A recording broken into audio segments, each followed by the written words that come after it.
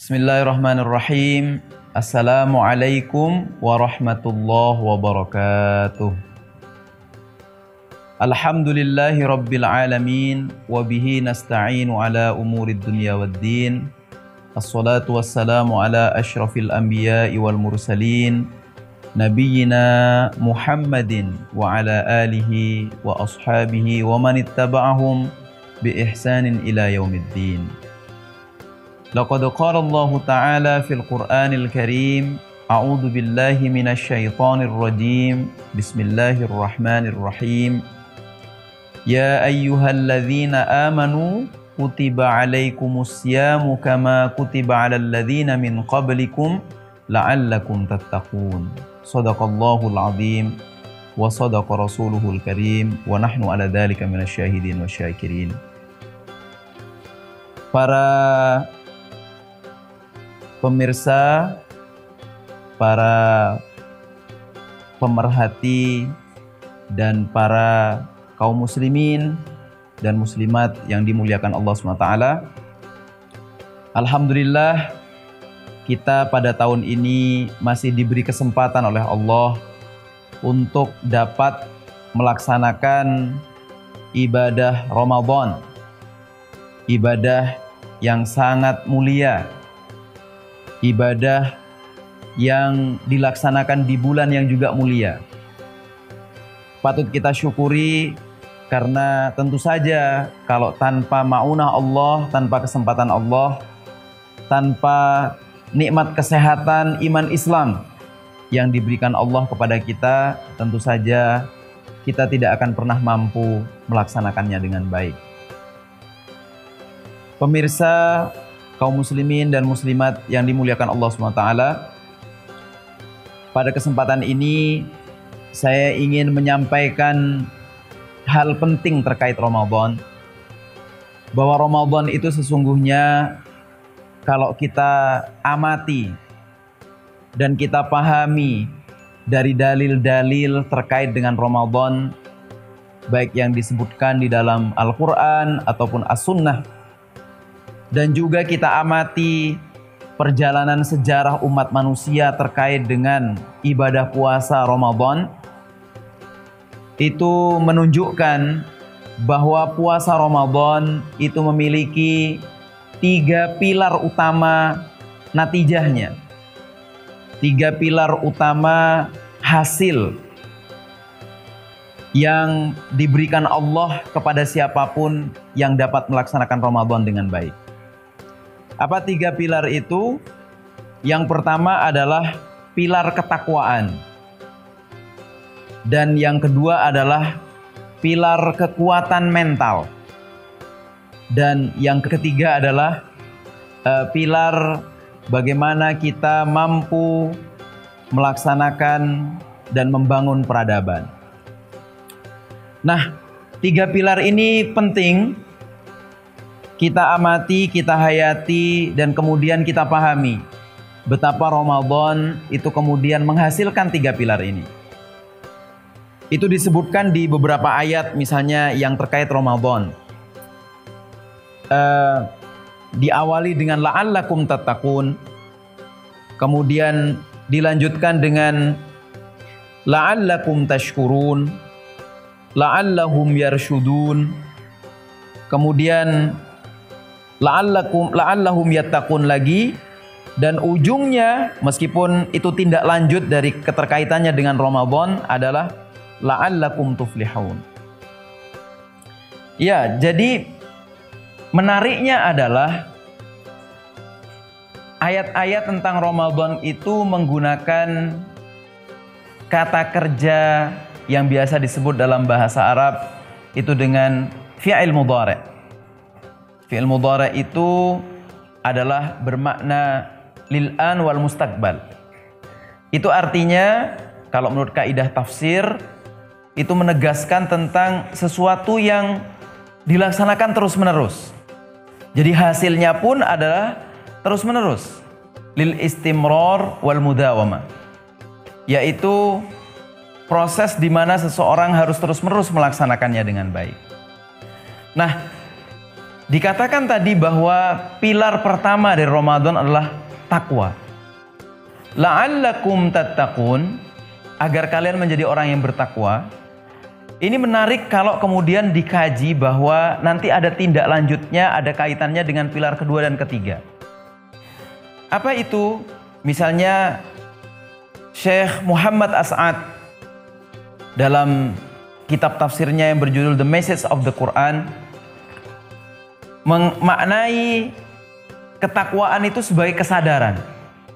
Kesadaran itu maknanya adalah bahwa setiap orang ketika dia melaksanakan sesuatu, dia mengalami sesuatu, dia mengerjakan sesuatu, itu kalau sadar dan tidak sadar pasti berbeda.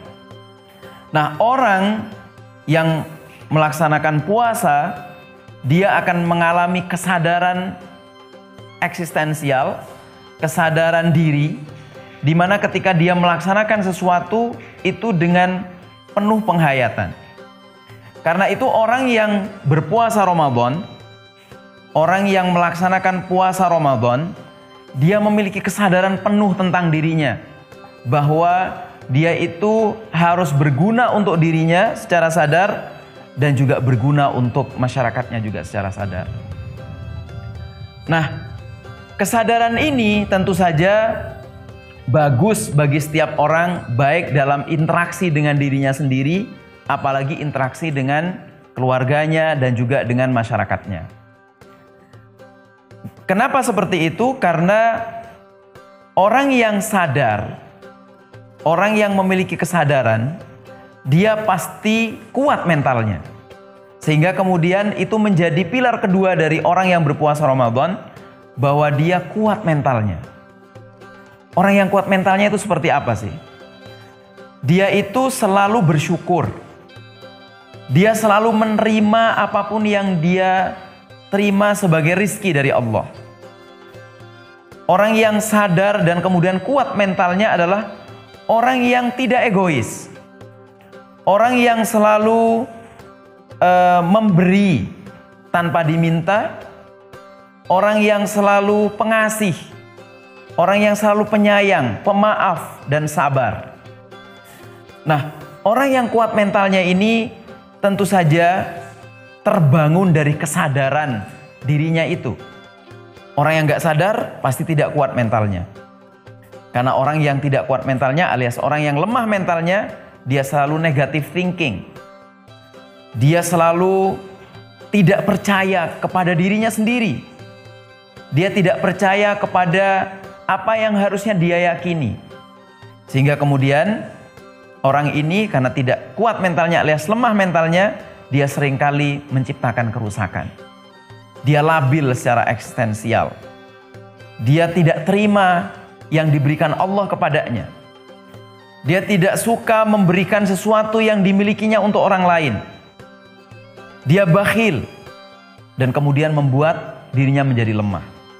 Nah, karena itu pilar kedua ini menjadi penting juga, bahwa orang yang berpuasa menjadi kuat mentalnya, karena dalam berpuasa orang dilatih untuk menjadi penyabar, untuk menjadi pemaaf, untuk menjadi orang yang selalu melantunkan kasih sayang, mengamalkan kasih sayang, dan amal-amal soleh lainnya. Nah, orang itu juga selalu meredam dirinya dari amarah. Orang itu selalu, karena kuat mentalnya, dia juga mampu berinteraksi dengan orang lain dengan penuh kesabaran. Nah, dalam sejarah, orang yang kuat mentalnya ini justru dialah yang mampu membangun peradaban.